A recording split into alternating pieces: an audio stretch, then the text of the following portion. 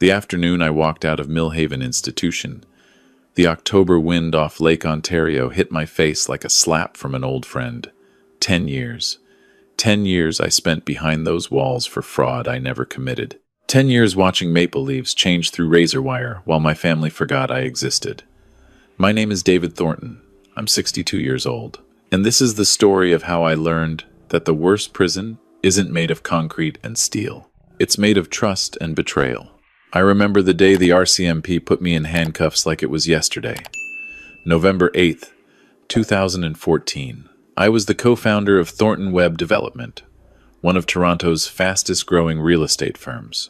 My partner, James Webb, and I had built the company from nothing in 1995. We'd developed condos in the Distillery District, office towers in the Financial District, affordable housing in Scarborough.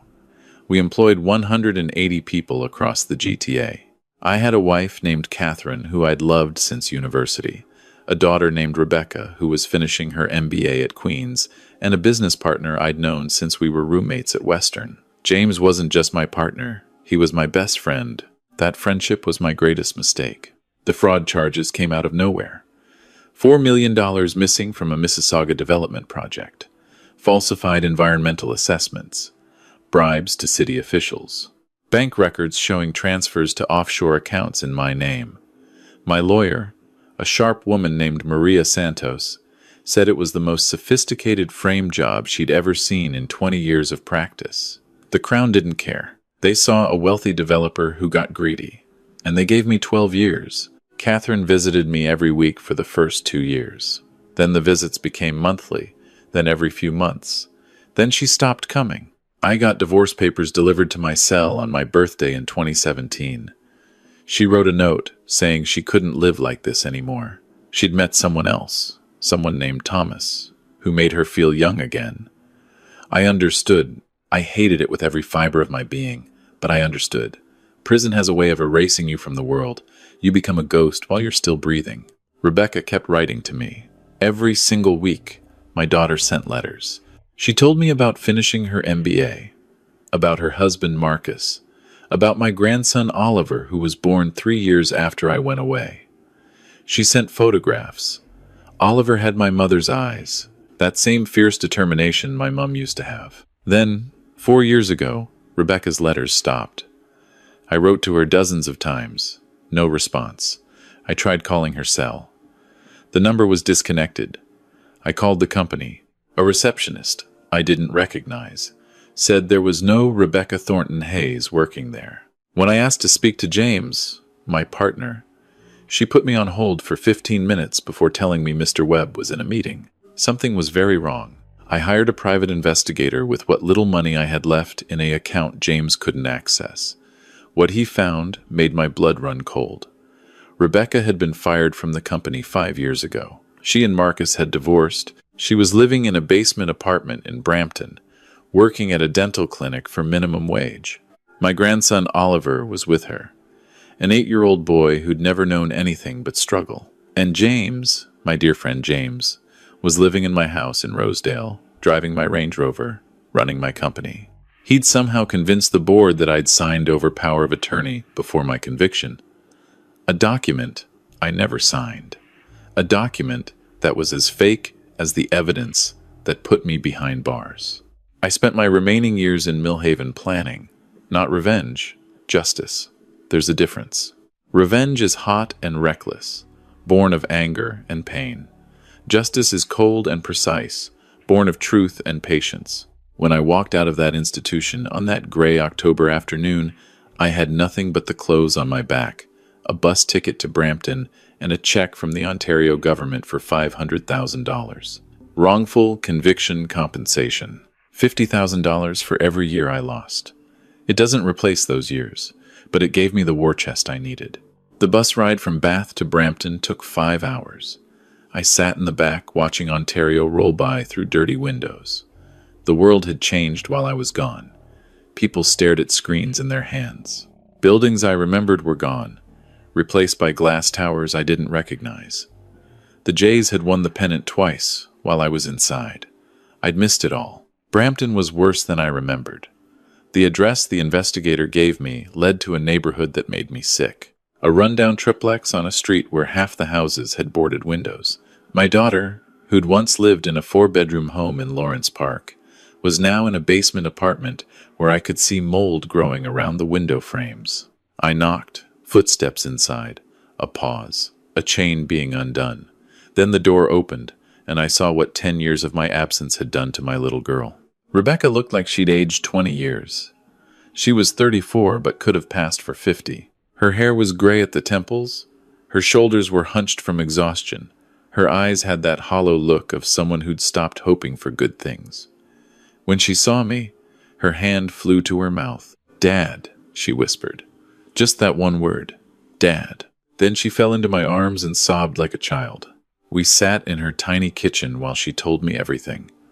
The coffee was weak, the table was from IKEA and wobbling on an uneven floor, but I didn't care. I just listened. "It started 8 months after I went to prison," Rebecca said. "Uncle James came to me with documents. He said you'd signed everything over to him before the trial. He said it was to protect the company in case you were convicted. I didn't believe him at first, but the signatures looked exactly like yours. The lawyers verified them. I was only 24, Dad. I didn't know what to do." "What happened next?" I asked. "James said I could stay on in business development. But he promoted his own people to senior management. People I didn't know. People who had no history with the company. They started squeezing me out, making my life hell, finding fault with everything I did. 4 years ago, they fired me for cause. Said I was leaking proprietary information to competitors. It was a lie, Dad. I never did that." "I know, sweetheart. I know." Rebecca wiped her eyes with a threadbare napkin. "Marcus couldn't take it anymore. We lost our condo. We had to pull Oliver out of his Montessori school. Marcus said, 'I came from a family of criminals.' He said he didn't sign up for this shame. He left. Moved back to Halifax. He sends Oliver a card at Christmas and that's it." "Where's Oliver now?" I asked. "School. He's at the public school down the street. He's a good kid, Dad. So smart. But he's angry. He doesn't understand why his life is the way it is. He asks me why other kids go to camp, and we can't even afford new winter boots. I don't know what to tell him." I reached across that broken table and took my daughter's hands. They were rough and dry, the hands of someone who worked too hard for too little. "I'm going to fix this," I said. "How?" "James has everything. He has lawyers, money, power. We have nothing. We have the truth. And we have something he doesn't know about." "What?" "That wrongful conviction, compensation, $500,000. And we have me. He thinks I'm a broken old man who just got out of prison, ready to disappear.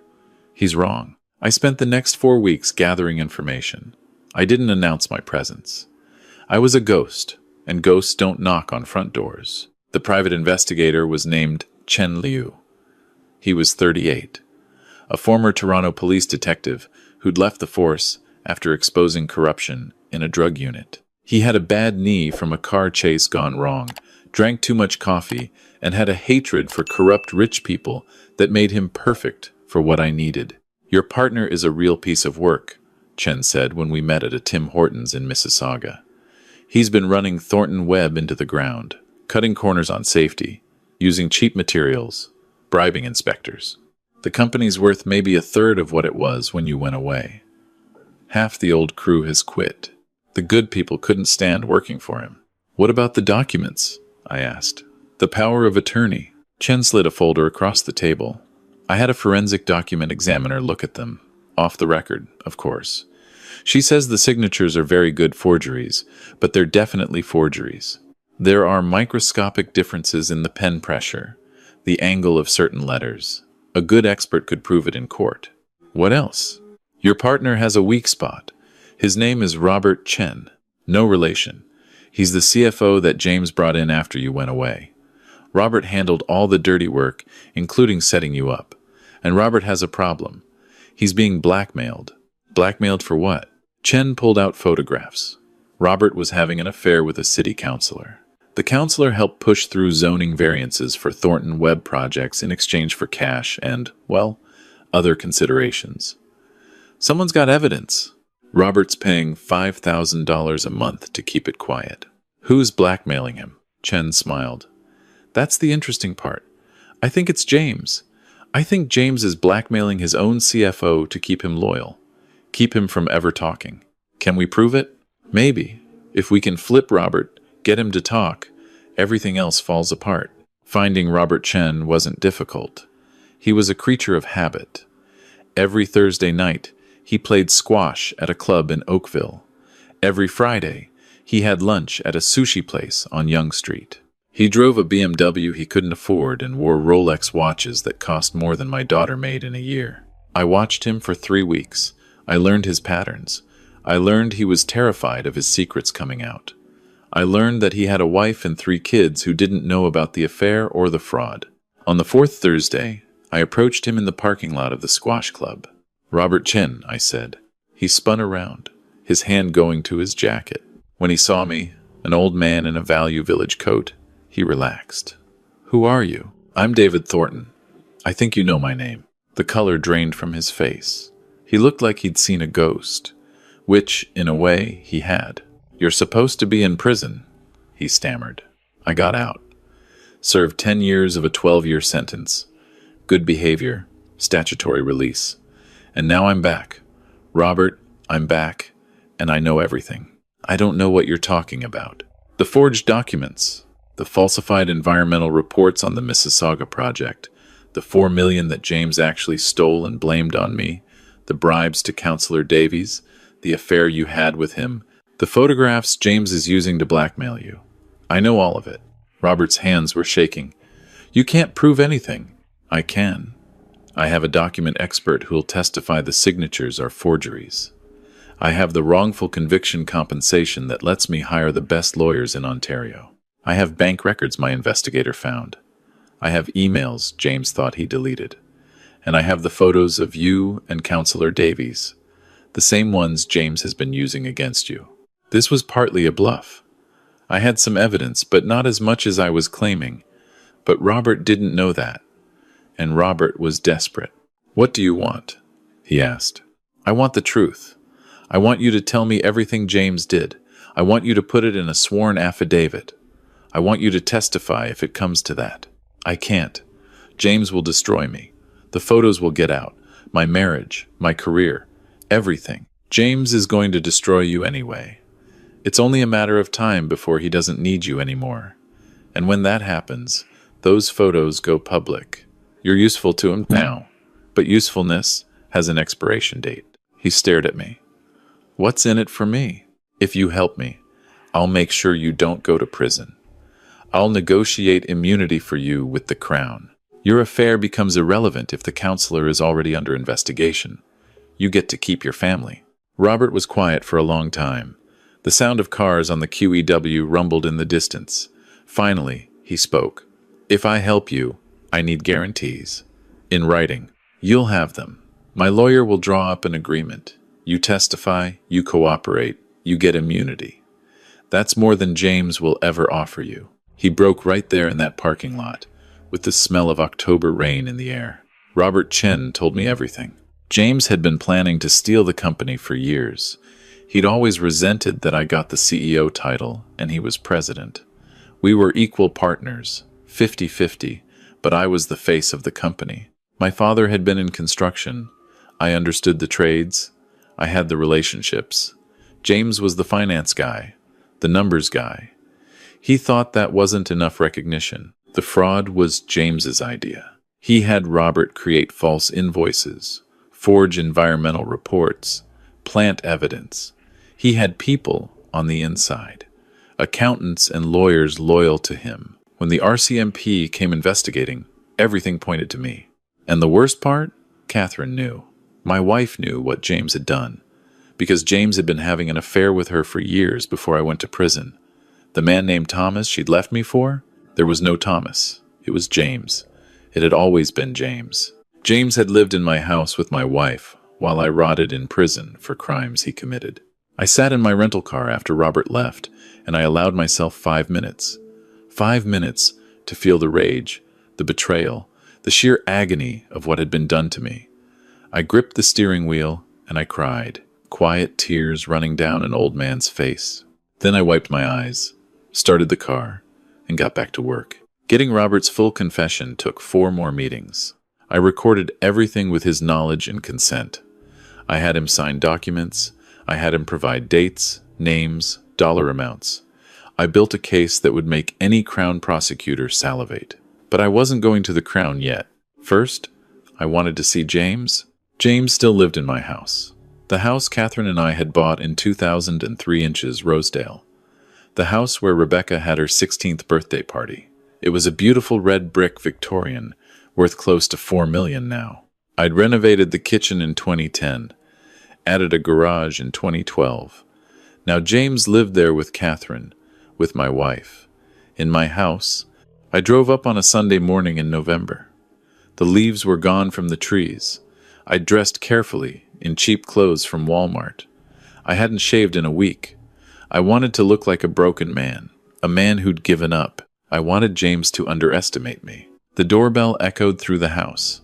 I waited. Footsteps. The door opened. Catherine stood there, 10 years older, but still beautiful in that cold, elegant way she'd always had. She was wearing yoga clothes and holding a latte. When she saw me, she dropped the cup. It exploded on the hardwood floor I'd installed. Coffee everywhere. "David," she whispered. "Hello, Catherine. What are you doing here?" "I came to see my house. And my partner. This is still my house, isn't it? Or have you stolen that too?" James appeared behind her. He'd gotten soft. Success and stolen money will do that to a man. His hair was thin and gray. His face was puffy. But his eyes still had that calculating look. That predator look. "David," he said smoothly. "What a surprise. I heard you got statutory release. I didn't expect you to show up here. Where else would I go? This is my home." "Was your home? Things have changed, old friend. I'm afraid you're not welcome here anymore." I let my shoulders slump. I put on my best defeated expression. "James, please. I just got out. I have nowhere to go, no money, nothing. I'm not here to cause trouble. I just want to understand what happened." Catherine started to say something, but James cut her off. "Let him in. I want to hear what he has to say." They led me into the living room, my living room. The furniture was different. My photographs were gone, but I could still see the bones of the home. The fireplace where Rebecca had hung her stocking. The window where Catherine used to read on Sunday mornings. All of it taken. "So," James said, settling into a leather chair that probably cost $5,000. "What do you want, David?" "I just want to understand. The company, the evidence, all of it. I had 10 years to think, and none of it made sense." James smiled. It was the smile of a man who'd won. "What's to understand? You got greedy. You committed fraud. You got caught." "I didn't commit fraud, James." The jury disagreed. The jury was shown false evidence, forged documents, manufactured proof. James's smile faltered slightly. "That's a serious accusation." I looked at Catherine. She was sitting on the couch, arms crossed. "And you knew. You knew what he did, and you went along with it. You were sleeping with him while I was still your husband. How long, Catherine? How long were you two betraying me?" She didn't answer, just stared at her lap. James stood up. "I think you should leave, David. Prison clearly damaged your mind." "I've been collecting evidence," I said calmly. "I have Robert Chen's full confession. Signed, witnessed, recorded. I have forensic proof the documents were forged. I have bank records, tracing the stolen money to accounts you control. I have enough to put you both away for the rest of your lives." The room went silent. James's face turned red, then white. "You're bluffing." "Am I?" I pulled out my phone and pressed play. Robert's voice filled the room. James Webb approached me in 2013 with a plan to frame his partner for fraud. I helped him create forged documents and false environmental reports. In exchange, he promised me the CFO position and protection from exposure of my affair with Counselor Davies. Everything I'm about to describe is true, and I'm providing this statement of my own free will in exchange for immunity from prosecution. I let it play for 45 seconds, then stopped. "There's 3 hours of that. Names, dates, amounts, everything you did. And Robert isn't the only one who's talked. You made enemies, James. People who were happy to speak once someone was finally listening. James looked at Catherine. She looked at him. In that moment, I saw their relationship clearly. It wasn't love. It was a partnership built on guilt and greed. "What do you want?" James asked. His voice had lost its smoothness. "I want everything back. The company, this house, my reputation. I want you to sign a full confession and surrender to the authorities. I want Catherine to renounce any claim to my assets, and I want you both out of my life forever." That's insane. Then I release everything to the Toronto Star and the Crown. You'll still go to prison, but it'll be after a very public trial where everyone knows exactly what you did. Every client, every employee, every contractor you've ever worked with. James was breathing hard. "I need time to think." "You have 48 hours. After that, everything goes public." I stood and walked to the door. "Oh, and James? I've made copies. They're with 3 different lawyers and 2 journalists. If anything happens to me, to Rebecca, or to my grandson, everything gets released automatically. So don't even think about it." I left them standing in my living room. The next 48 hours were the longest of my life. I stayed with Rebecca and Oliver in that basement apartment. I finally got to know my grandson properly. This boy who had my mother's eyes and my stubborn streak. Oliver was wary at first. He knew I'd been in prison.